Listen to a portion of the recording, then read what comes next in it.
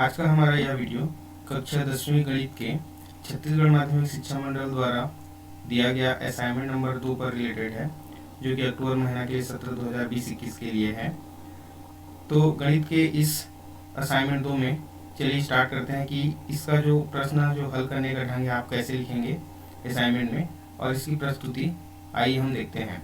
तो इसका जो पहला प्रश्न है, किसी समांतर श्रेणी का 12वां पद उसके 5वें पद से 14 अधिक है और दोनों पदों का योग 36 है, तो इस श्रेणी का mवां पद ज्ञात कीजिए।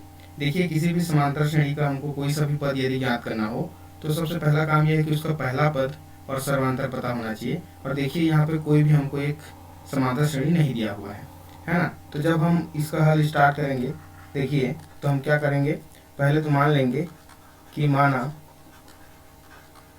दिए गए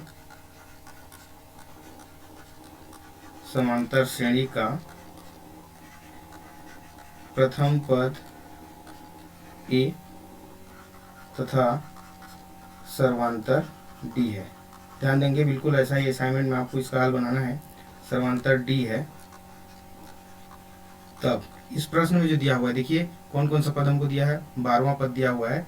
तो पहले हम लिख लेंगे 12वां पद। तो 12वां पद क्या हो जाएगा, यदि प्रथम पद ए है और सर्वांतर डी है तो 12वां पद को हम फार्मूले में कैसे लिखेंगे, इसको हम लिखेंगे a plus 12 minus 1 into D. ध्यान देंगे, यहाँ मैं ऊपर लिख रहा हूँ nवां पद का जो फार्मूला होता है वो क्या होता है, ये होता है a plus n minus 1 into D होता है। इसी फार्मूले का उपयोग करते हुए हम 12वां पद को हम फार्मूले के रूप में जमाए हैं और ये हमको क्या मिल रहा है, देखिए ये मिलेगा a प्लस 12 में 11 डी। इसी क्रम में हमको 5वां पद दिया हुआ है और ये 5वां पद क्या हो जाएगा, a plus 5 minus 1 into D, या फिर कहें a प्लस, ये इतना हो गया। अब प्रश्न क्या कहता है, देखिए प्रश्नानुसार, यहाँ नीचे हम लिखेंगे प्रश्नानुसार। और प्रश्नानुसार मतलब प्रश्न कहता है कि 12वां पद उसके 5वें पद से 14 अधिक है।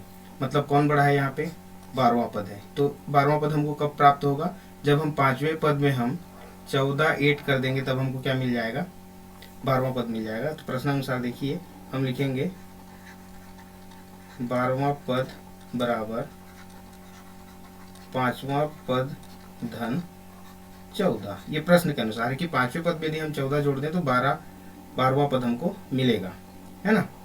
तो इस प्रकार, तो 12वां पद क्या है, यहाँ पे देखिए 12वां पद हम यहाँ पे निकाल चुके हैं। ये हो जाएगा a plus 11 D equal to 5वां पद की जगह हम क्या लिखेंगे, a प्लस, तो इस प्रकार 5वां पद हम क्या लिखेंगे, यहाँ पे हम लिखेंगे 4d और ये प्लस में 14। अब देखिए हमको यहाँ से a और d का कोई एक मान मिलने वाला है, तो हम क्या करते हैं, a और d को लेफ्ट तरफ पक्षांतर कर देते हैं लेफ्ट में। तो क्या हो जाएगा, a प्लस 11d, पक्षांतर करेंगे तो धनात्मक ये है तो माइनस a, और ये प्लस 4 है तो माइनस 4d इक्वल टू 14। तो यहाँ पे देखिए प्लस a और माइनस a कैंसिल, हमारे पास बचेगा 11 में यदि हम 4 माइनस कर देते हैं, देखिए 11d में 4d माइनस करेंगे तो हमको मिल जाएगा 7d, this is equal to 14। अब इस प्रकार हमको यहाँ पे देखिए d का मान यहाँ से मिल जाएगा। यदि हम त्रिया गुणा कर देते हैं, किसको, 7 को त्रिया गुणा कर देंगे तो ये हो जाएगा 14/7। तो इस प्रकार d का मान मिल गया 7 एकम 7 दूनी 14। तो ये d का मान हमको मिल गया 2। अब d का मान 2 मिल गया तो पुनः प्रश्नानुसार एक और हमको कंडीशन दिया हुआ है a का मान ज्ञात करने के लिए। देखिए, किसी भी समांतर श्रेणी में हमको कोई सा भी पद ज्ञात करना है तो प्रथम पद और सर्वांतर हमको पता होना चाहिए। तो प्रश्नानुसार ये क्या कहता है कि इन दोनों पदों का योग क्या है, 36 है, 12वां और 5वां पद का। तो इसको हम कैसे लिखेंगे, इसको लिखेंगे 12वां पद धन 5वां पद, दिस इज इक्वल टू 36। तो 12वां पद क्या है, यहाँ से देखिए पुनः ये है a प्लस 11d प्लस 5वां पद कितना है, a प्लस 4d, और इस प्रकार इसका योग का मान है 36। तो a और a जुड़ के हो जाएगा 2a, 11 और 4 जुड़ के हो जाएगा 15d, this is equal to 36। ये हो जाएगा 2a धन 15 गुणी d का मान हम ऑलरेडी निकाल चुके हैं 2, तो ये हो जाएगा 36।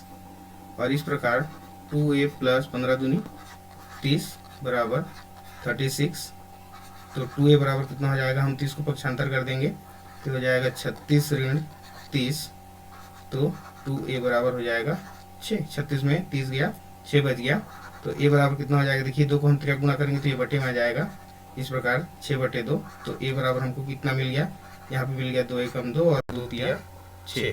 तो इस प्रकार देखिए हमने d और a दोनों को मान निकाल लिया। अब आसानी से श्रेणी में जो हमको mवां पद ज्ञात करना है उसको हम निकाल सकते हैं। देखिए तो प्रश्न में अब ये हमारा अंतिम होगा, अतः इस श्रेणी का mवां पद क्या लिखेंगे फार्मूले, जब nवां पद होता है तो n ऋण 1 होता है, तो mवां पद है तो क्या हो जाएगा, ये हो जाएगा a plus a minus 1 into D. तो इस प्रकार a का मान हम कितना रख देंगे, जो मिला हुआ है 3 धन m ऋण 1, d का मान कितना रख देंगे यहाँ पे 2, ब्रैकेट ओपन करके गुणा कर दो तो हो जाएगा 3 धन 2 का गुणा करेंगे तो 2m माइनस 2, तो समान राशि को हम घटा देंगे तो 3 में 2 गया 1 और ये हमारा 2m। तो इस प्रकार इस श्रेणी का जो mवां पद होगा वो क्या होगा, 1 धन 2m होगा। तो इस प्रकार सेम टू सेम आपको आपके असाइनमेंट में इसको आपको हल करना है। अगला जो प्रश्न है वो प्रश्न है किसी समांतर श्रेणी का जो कोई समांतर श्रेणी कितना दिया हुआ है 8, 15, 22 इस प्रकार, और इसका जो अंतिम पद है 218 है, पदों की संख्या ज्ञात कीजिए। मतलब इस समांतर श्रेणी जिसका अंतिम पद 218 है, इसका पदों की संख्या क्या है, इसमें कितने पद है ना, तो कितने पद है उसको ज्ञात करने के लिए सबसे पहले हम क्या करते हैं, हमको जो दिया हुआ है यहाँ पे इस समांतर श्रेणी में जो दिया है उसको हम लिख लेंगे। क्या क्या दिया है देखिए, ये दिया है पहला पद a बराबर 8, दूसरा पद बराबर 15, इतना दिया हुआ है।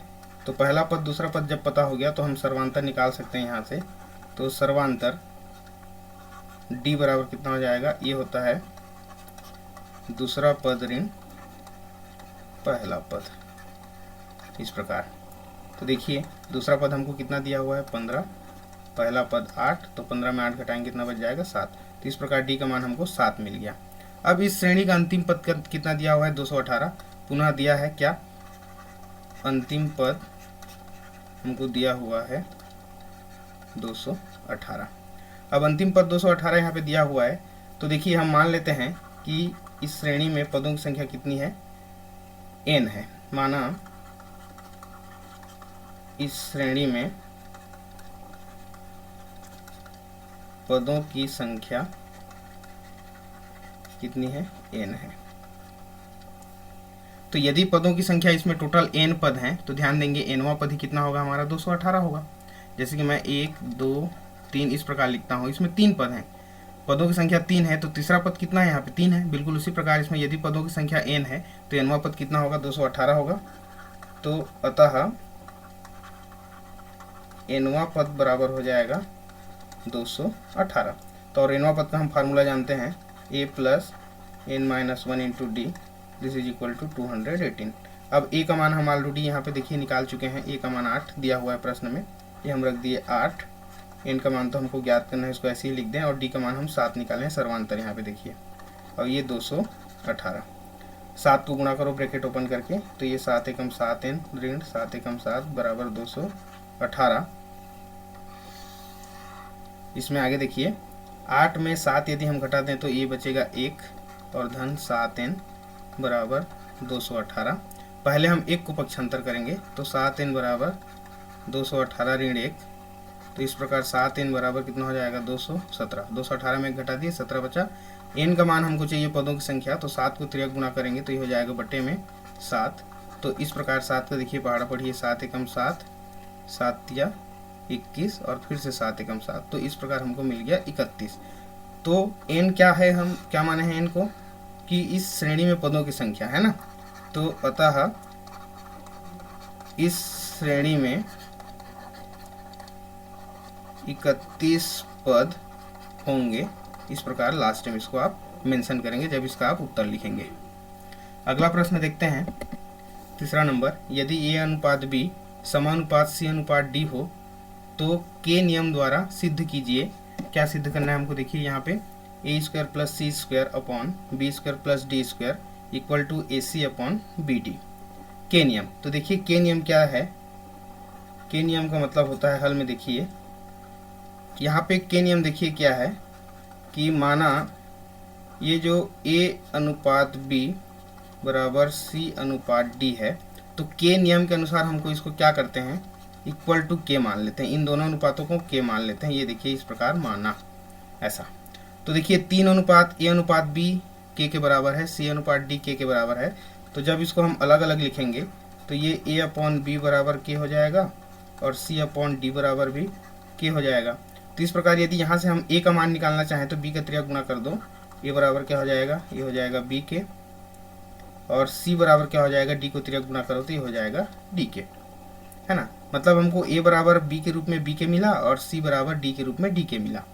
ये a और c का मान मिल गया हमको। अब जो हमको सिद्ध करना है, जो सिद्ध करना है उसको हमको लिखते हैं यहाँ पे एक बार, है ना। तो जो सिद्ध करना है उसका हम लेफ्ट हैंड साइड से स्टार्ट करेंगे। देखिए लेफ्ट हैंड साइड में क्या है, A square plus C square upon B square plus D square. तो यहाँ से देखिए हम a का मान b के निकाल चुके हैं, अंश में हम b के रखेंगे और घात में 2 दिया है तो वर्ग कर दिए। c का मान हमको मिल चुका है d के रूप में, ये d के का वर्ग करेंगे और बटे में B square plus D square को एज इट इज जैसा दिया हुआ है वैसे हम उसको लिख लेंगे। अब देखिए घातांक के नियम से ये क्या हो जाएगा, ये हो जाएगा बी स्क्वायर के स्क्वायर और ये हो जाएगा डी स्क्वायर के स्क्वायर अपॉन में B square plus D square. अंश में ध्यान देंगे के स्क्वायर कॉमन है दोनों में, के स्क्वायर जैसे ही कॉमन निकालेंगे तो क्या बचेगा, B square plus D square बचेगा और अपॉन में B square plus D square. अब यहाँ से देखिए क्लियर है, अंश में भी बी स्क्वायर डी स्क्वायर बचा और हर में भी बी स्क्वायर डी स्क्वायर, ये दोनों कैंसिल हो गए, हमारे पास बचता है के स्क्वायर और ये कौन सा मान है हमारा, लेफ्ट हैंड साइड का। अब इसी क्रम में हम राइट हैंड साइड में भी देखते हैं क्या मान मिलने वाला है हमको। तो देखिए राइट हैंड साइड में क्या वैल्यू दिया हुआ है, ये दिया हुआ है हमको ए सी अपॉन में बी डी। अब यहाँ से a बराबर जो b के मिला हुआ है और c बराबर d के जो मिला है, जैसे हम लेफ्ट हैंड साइड में रखे तो वैसे ही राइट हैंड साइड में रखना है। तो a की जगह हम रख दिए b के इंटू c का मान रख दिए d के और इसके अपॉन में बी डी। अब यहाँ पर भी देखिए b आंसर कैंसिल, d पुनः आंसर कैंसिल, क्या बचा k इंटू के अर्थात k का स्क्वायर बचा और ये है आपका राइट हैंड साइड। तो इस प्रकार देखिए लेफ्ट हैंड साइड में भी के स्क्वायर और राइट हैंड साइड में भी के स्क्वायर। तो यहाँ से लिख देंगे अतः left hand side equal to right hand side, और चाहो तो आप यहाँ पे सिद्ध हुआ ऐसा प्रूव्ड भी लिख सकते हैं। इसी कड़ी में हम क्वेश्चन नंबर 4 देखते हैं। क्वेश्चन नंबर 4 कहता है संख्याएं 10, 18, 22, 38 में से हर एक संख्या में क्या जोड़ दिया जाए कि संख्याएं समानुपाती हो जाएं। ये जो 4 संख्याएं दिया हुआ है इसमें हम क्या जोड़ दें कि समानुपाती हो जाए।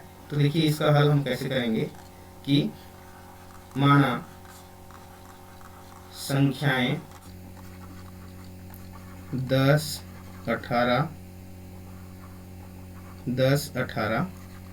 22 तथा 38 में x जोड़ने पर, मान लेते हैं कि इसमें यदि हम x जोड़ते हैं, x जोड़ने पर ये जो संख्याएं हैं क्या हो जाती हैं, समानुपाती हो जाती हैं, है ना। हम मान लिए कि जब हम इन पर x जोड़ देते हैं सभी में तो क्या हो जाती हैं, ये समानुपाती हो जाती हैं। अर्थात इसको जब हम गणित के रूप में लिखते हैं तो ये क्या कहलाएगा, देखिए ये हो जाएगा 10 प्लस एक्स अनुपात 18 प्लस एक्स। तो सामने सामने का लेना है आपको, ध्यान देंगे पहले के 2 संख्याओं का एक अनुपात, उसके बाद अंतिम के 2 संख्याओं का अनुपात। तो इस प्रकार समानुपात अगला हो जाएगा 22 धन एक्स अनुपात 38 धन एक्स। तो यहाँ से आगे देखिए जब इस अनुपात को हम बटे के रूप में लिखेंगे तो ये हो जाएगा 10 धन एक्स बटे में 18 धन एक्स, और समानुपात का मतलब होता है इक्वल। तो इस प्रकार 22 धन x बटे में 38 धन x। अब ये इसको हल करके, इन दो अनुपातों को हल करके हमको x का मान निकालना है। तो चलिए तिरक गुणा करते हैं। तिरक गुणा करेंगे तो देखिए ये इस प्रकार गुणा होगा और ये इस प्रकार गुणा होगा। तो हमेशा दाएं से हम गुणा करते हैं। तो हो जाएगा 10 धन x गुणित 38 धन x इक्वल टू, यहाँ पे 22 धन x उपस्थित है पहले से, 18 धन x का गुणा करेंगे तो हो जाएगा 18 धन x। तो जब 10 का गुणा करते हैं आप, तो देखिए गुणा करने का तरीका क्या होता है। ये होता है 38 धन x धन x का गुणा कर देंगे पुनः 38 धन x के साथ। अब ये बराबर, अब 22 का गुणा करेंगे 18 धन x का इस प्रकार, और धन x का गुणा कर देंगे हम पुनः 18 धन x के साथ। तो ये कंप्लीट गुणा हो गया। अब इसमें जो भी आवश्यकता है उसको गुणा कर दो। देखिए 38 दहम 380 हो जाएगा, धन 10 एकम 10x। अब x का गुणा करेंगे तो 38 एकम 38x, और x इंटू एक्स कितना हो जाएगा, x स्क्वायर। इस प्रकार 22 गुणित 18 करेंगे तो देखिए 18 दूनी 36, हासिल 3 आया, 18 दूनी 36, 36 और 3 कितना हो जाएगा, ये हो जाएगा 39 धन 22 एकम 22x, और ये 18 एकम 18x धन x इंटू एक्स का स्क्वायर। तो सबसे पहला काम यहाँ पे क्या करेंगे, देखिए लेफ्ट साइड में भी x स्क्वायर है और राइट साइड में भी x स्क्वायर, इसको आप कैंसिल कर देंगे तो हमारे पास बचेगा केवल 380 धन, देखिए x जुड़ेगा तो 10x धन 38x, ये हो जाएगा 48x बराबर, इधर है 396, और 18x और 22x को जोड़ दोगे तो कितना हो जाएगा, ये हो जाएगा 40x। अब चूंकि इसमें हमको x का मान ज्ञात करना है तो हम क्या करते हैं, x को एक तरफ ले लेते हैं। तो लेफ्ट में 48x है, 40x को पक्षांतर करेंगे तो ऋण 40x बराबर, राइट साइड में हमारे पास बच गया 396, और 380 को इधर माइनस कर देंगे तो ऋण 380 हो जाएगा इस प्रकार। तो 48 में 40 घटाइए कितना बचा, 8x, और 396 में यदि आप 380 घटाते हैं तो देखिए कितना बच रहा है, 16 बच रहा है। इस प्रकार हम x का मान निकालेंगे तो 8 को 3 गुणा करेंगे तो ये बटे में आ जाएगा, और x बराबर इस प्रकार 8 एकम 8, 8 दूनी 16। तो ये x का मान हमको क्या मिल गया, 2 मिल जाएगा, है ना। तो क्या लिखेंगे यहाँ पे कि 2 जोड़ने पर संख्याएं समानुपाती हो जाएंगी, समानुपाती हो जाएंगी, ये इस प्रकार। तो ये x इसका क्या है, x बराबर 2 इसका उत्तर है। अगला प्रश्न हम देखते हैं, 5वां प्रश्न, कि y अक्ष पर स्थित किसी बिंदु के निर्देशांक ज्ञात कीजिए जो बिंदुओं 5, ऋण 2 और 3, 4 से समदूरस्थ हैं। ध्यान दें, एक ऐसा बिंदु है जो y अक्ष पर स्थित है, और y अक्ष पर स्थित बिंदु पर हम x का मान 0 होता है, हम पहले से जानते हैं। तो यहाँ पे लिखेंगे चूंकि y अक्ष पर स्थित बिंदु में x निर्देशांक 0 होता है, x निर्देशांक 0 होता है ना।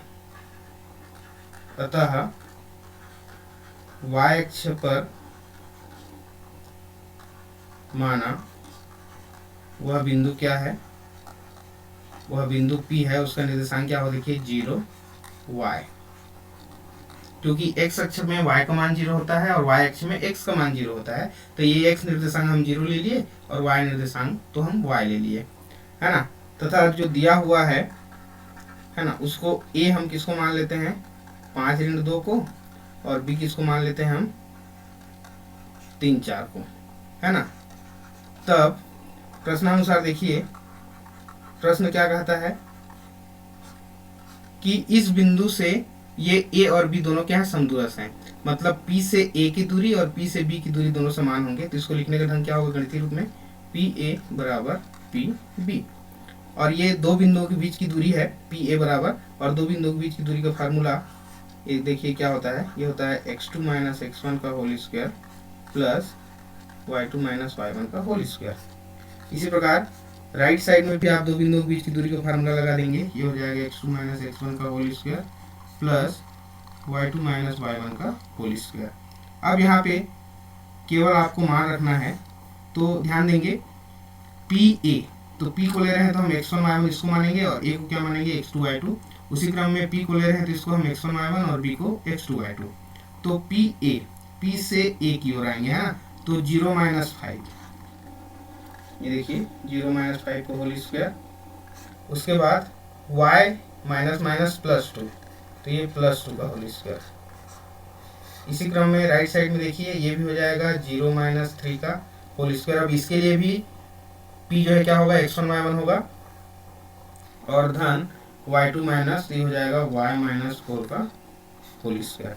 अब दोनों पक्षों का वर्ग कर देते हैं ताकि वर्गमूल कैंसिल हो जाए। तो यहाँ लिखेंगे दोनों पक्षों का वर्ग करने पर, हम वर्गमूल कैंसिल करने के लिए दोनों पक्षों को वर्ग कर दिए। तो लेफ्ट में क्या बचा, देखिए 5 का वर्ग मतलब 5 × 5 = 25, धन यहाँ पे देखिए y + 2 का होल स्क्वायर, मतलब a + b का होल स्क्वायर फार्मूला जैसे लगाते हैं तो हो जाएगा a² धन b² धन 2ab, है ना। बीजगणितीय सरल समीकरण नंबर 1 उपयोग किए। यहाँ पे √3 का वर्ग करेंगे तो 3 × 3 = 9। यहाँ पर फिर a - b का होल स्क्वायर फार्मूला लगाना है तो a का स्क्वायर धन b का स्क्वायर माइनस 2ab।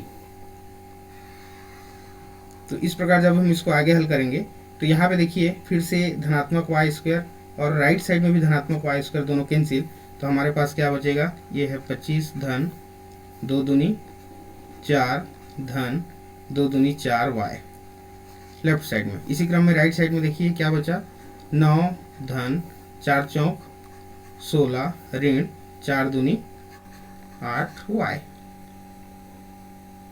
अब हम यहाँ पे केवल हमको y का मान ज्ञात करना है, तो पहले इसको हल कर लेते हैं। 25 और 4 ये हो जाएगा 29 धन 4y बराबर 16 और 9 25 ऋण 8y। तो y को एक तरफ रख लेते हैं, तो ऋण 8y को पक्षांतर करेंगे तो ये हो जाएगा धन 8y, और 29 को इधर पक्षांतर करेंगे तो ऋण 29 हो जाएगा। इस प्रकार 8 × 4 = 12y बराबर 25 में हो जाएगा, कितना बचेगा, ऋण 4 बचेगा, और ये y बराबर हो जाएगा ऋण 4/12। तो यहाँ पे देखिए 4 × 4 4 × 12, तो कितना बचता है, ऋण 1/3। तो देखिए x निर्देशांक तो निकालने की आवश्यकता नहीं थी। यहाँ पे देखिए बिंदु P में वो 0 है और केवल y का मान निकालना था हमको। तो अतः y अक्ष पर वह बिंदु कितना है, 0, और y का मान हम निकाले ऋण 1/3 है। इस प्रकार प्रश्न क्रमांक 5 का आप हल लिखेंगे। अगला प्रश्न देखते हैं, 6वां प्रश्न। मूल बिंदु से होकर जाने वाली उस सरल रेखा की प्रवणता ज्ञात कीजिए जो बिंदु 2, 3 से भी होकर जाती है। मूल बिंदु से, है ना, और मूल बिंदु का निर्देशांक हम जानते हैं क्या होता है, 0, 0 होता है। तो यहाँ पे लिखेंगे चूंकि मूल बिंदु का निर्देशांक 0, 0 होता है, तब 0, 0 तथा 2, 3, देखिए दूसरा बिंदु 2, 3 दिया है, से जाने वाली रेखा की जो प्रवणता होगी, जाने वाली रेखा की प्रवणता, तो इसका जो सूत्र होता है ये होता है y2 - y1 upon x2 - x1। तो यदि हम इसको दोनों को तुलना कर दें तो देखिए 0, 0 और कौन सा 2, 3, तो ये हो जाएगा x1 y1 और ये हो जाएगा x2 y2।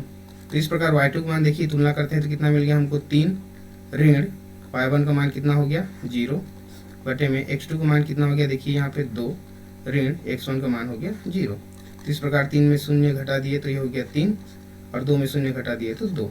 तो इस प्रकार इस सरल रेखा की जो प्रवणता है वो हमको कितना मिल गया, 3/2 मिल गया। तो यहाँ पे लिखेंगे अतः सरल रेखा की जो प्रवणता है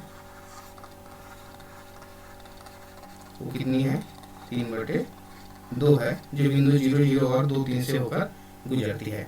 अब इसका जो लास्ट क्वेश्चन है हमारा, क्वेश्चन नंबर 7, ये आपके ग्राफ से रिलेटेड है, और ये प्रश्न कहता है कि एक व्यक्ति द्वारा 5 सप्ताह तक, ध्यान देंगे कितने सप्ताह तक, 5 सप्ताह तक उपयोगी प्याज की मात्रा किलोग्राम में निम्न सारणी में दी गई है।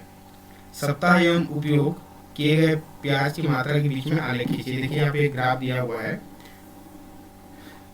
तो सप्ताह के ऊपर निर्भर करता है उपयोग किए गए प्याज की मात्रा, है ना।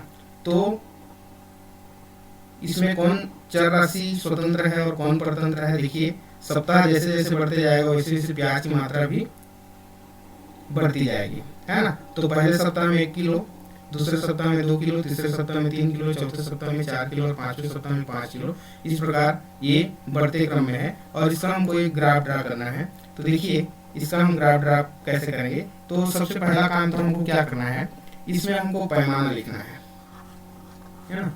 सबसे पहले हमको पैमाना लिखना है जब ग्राफ बनाएंगे। तो पैमाना देखिए कैसे करेंगे, इसको हम लिखते हैं एक्स अक्ष में हम किसको प्रदर्शित कर रहे हैं, ध्यान देना, स्वतंत्र चर को हमेशा एक्स अक्ष में प्रदर्शित करते हैं। और ये 1 सेंटीमीटर बराबर हम 1 सप्ताह को यहाँ पे रिप्रेजेंट करने वाले हैं।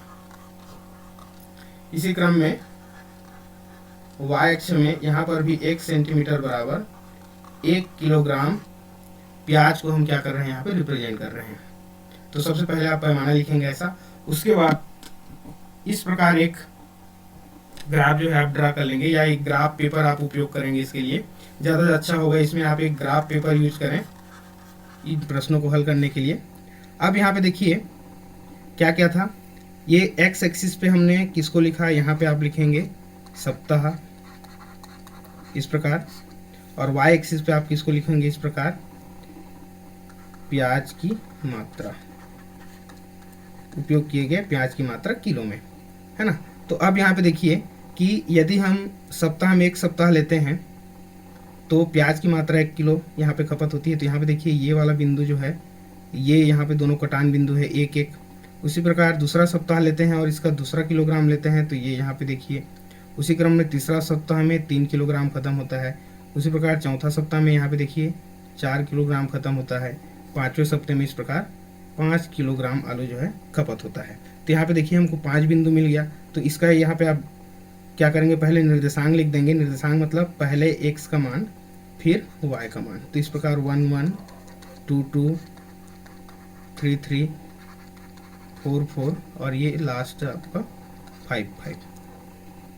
इस प्रकार जब इन तीनों 5 बिंदु हमको मिले हुए हैं यहाँ पे, इन पांचों बिंदु को हम जब मिला देते हैं तो ध्यान देंगे इस प्रकार एक हमको सरल रेखा प्राप्त होगा। और ये जो सरल रेखा है यही इस प्रश्न के लिए ग्राफ को क्या करेगा, रिप्रेजेंट करेगा। मतलब यहाँ पर जो आपको प्रश्न दिख रहा है उस प्रश्न का ग्राफ आपको बिल्कुल ऐसा सेम टू सेम हल करना है। ध्यान देंगे पहले आप पैमाना लिखेंगे। तो इस प्रकार असाइनमेंट नंबर 2 के गणित को आप लोग असाइनमेंट में हल करेंगे। धन्यवाद।